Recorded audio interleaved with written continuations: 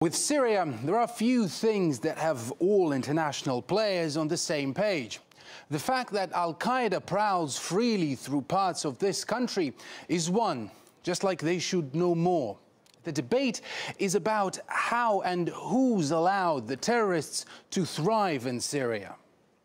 Over the past decade, the Assad regime's permissive attitude towards Al-Qaeda and other terrorist groups fed the growth of Al-Qaeda, ISIL and affiliated terrorist networks inside Syria. Washington pins the blame unequivocally on the force that has spent a large part of the past 7 years and lost tens of thousands of men repelling the terrorist onslaught.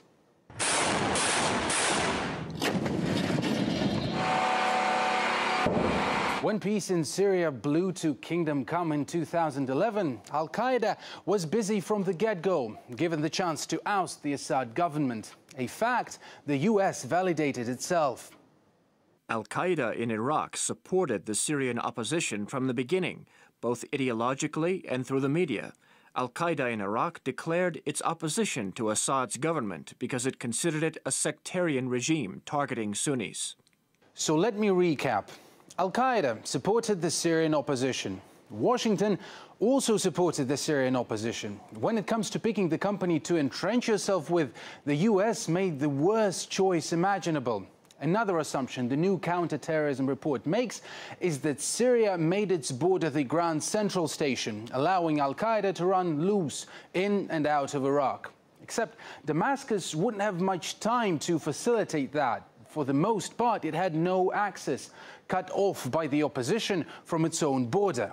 Syrian regime border forces retreated from the border, and the opposition forces took over the posts and raised their flag. It wasn't until June last year when the Syrian army began to recapture those parts of the country. And it did so with the help of Iranian and pro-Iranian forces, who have proven to be a considerable power.